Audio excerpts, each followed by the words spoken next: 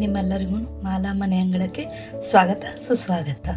ಇವತ್ತು ನಾವು ಉತ್ತರ ಕರ್ನಾಟಕದ ಶೈಲಿಯಲ್ಲಿ ಮಂಡಕ್ಕಿ ಒಗ್ಗರಣೆ ಅಥವಾ ಸೂಸ್ಲಾ ಅಂತಾರೆ, ಅಥವಾ ಕಡಲೆಪುರಿ ಒಗ್ಗರಣೆ ಅಂತಾರೆ, ಅದು ಹೇಗೆ ಮಾಡೋದು ಅಂತ ನೋಡ್ತಾರೆ.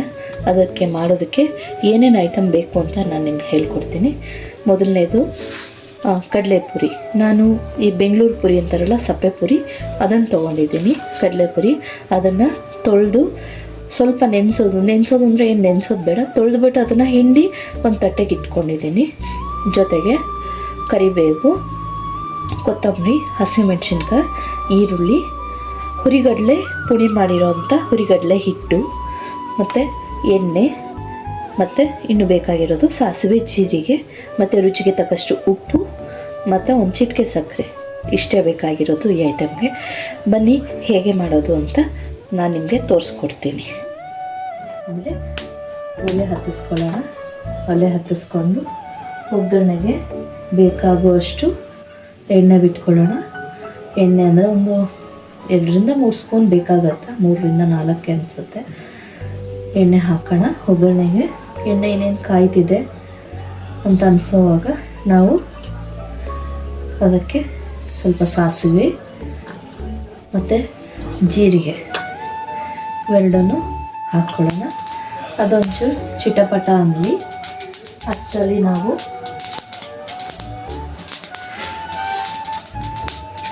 ಸಾಸಿವೆ ಮತ್ತು ಜೀರಿಗೆ ಎರಡು ಚಿಟಪಟ ಅಂದ ತಕ್ಷಣ ನಾವು ಕರಿಬೇವು ಹಾಕೊಳ್ಳೋಣ. ಕರಿಬೇವು ನಂತರ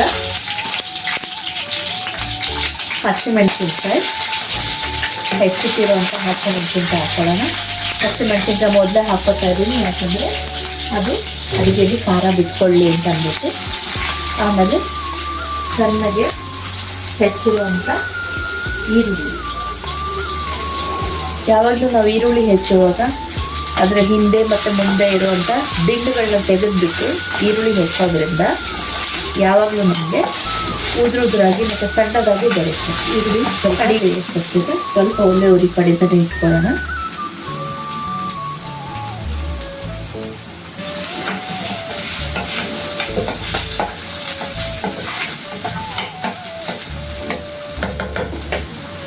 ಕೊತ್ತಂಬರಿ ಸಣ್ಣಗೆ ತೊಳೆದು ಹೆಚ್ಚಿರುವಂಥ ಕೊತ್ತಂಬರಿ, ಮತ್ತು ನಮಗೆ ರುಚಿಗೆ ತಕ್ಕಷ್ಟು ಉಪ್ಪು,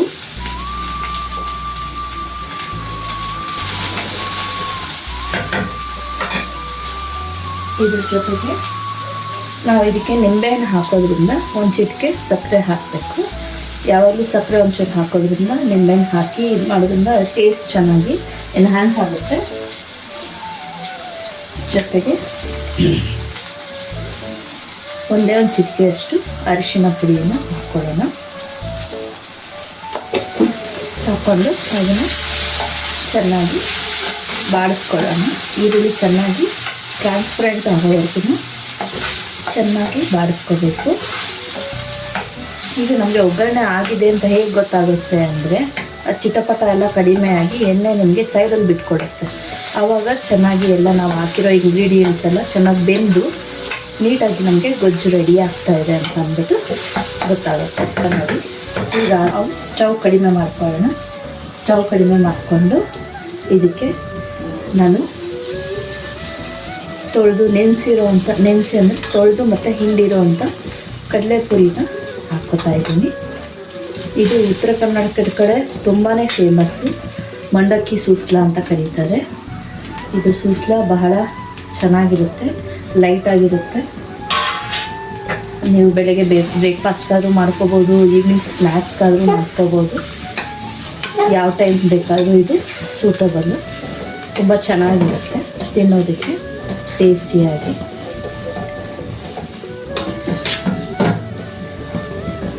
ನೋಡಿ ಹೀಗೆ ರೆಡಿಯಾಗಿದೆ.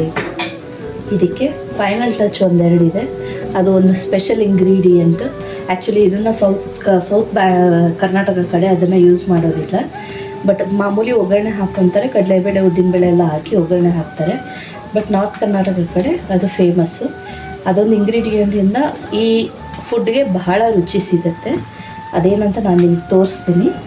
ಒಂದು 2 ನಿಮಿಷ ಅದು ಸ್ವಲ್ಪ ಬಿಸಿ ಹಾಕಿ ಅದರ ಮೇಲೆ ಒಂಚೂರು ನಾವು ಲಿಡ್ ಮುಚ್ಚಿಟ್ಟಿರೋಣ. ಸ್ಟವ್ ಸಿಮ್ಮಲ್ಲಿ ಇಟ್ಟಿದ್ದೀನಿ. 1-2 ನಿಮಿಷ ಅದು ಬಿಸಿ ಆಗಲಿ. ಸ್ವಲ್ಪ ಈಗ ಬಿಸಿ ಆಗ್ತಾಯಿದೆ. ಇದನ್ನು ತೆಗಿತಾ ಇದ್ದೀವಿ. ತೆಗೆದ್ಬಿಟ್ಟು ಇದು ಇನ್ನೊಂದು ಸತಿ ಕೈ ಆಡ್ಕೊಳ್ಳೋಣ. ಜಾಸ್ತಿ ಹೊತ್ತು ಬಿಟ್ಟರೆ ಸೀದೋಗುತ್ತೆ, ತಳ ಸಿಗುತ್ತೆ. ಇದು ತುಂಬ ಲೈಟ್ ಇರೋದ್ರಿಂದ. ಸೊ ಹಾಗಾಗಿ ಜಸ್ಟ್ 1 or 2 ಮಿನಿಟ್ಸ್ ಅಷ್ಟೇ ಮಾಡಿಬಿಟ್ಟು ಇದನ್ನು ನಾವು ಸ್ಟವ್ ಆಫ್ ಮಾಡಿಬಿಡೋಣ. ಸ್ಟವ್ ಆಫ್ ಮಾಡಿಬಿಟ್ಟು ಇದಕ್ಕೆ ನಾವು ಪುಡಿ ಮಾಡಿ ಇಟ್ಕೊಂಡಿರೋಂಥ ಹುರಿಗಡಲೆ, ಪುಟಾಣಿ ಹಿಟ್ಟು ಅಂತಾರೆ ನಮ್ಮ ಕಡೆ, ಇದನ್ನು ಹುರಿಗಡಲೆ ಹಿಟ್ಟನ್ನು ಹಾಕ್ಕೊಳ್ಳೋಣ. ಹಾಗೆ ಜೊತೆಗೆ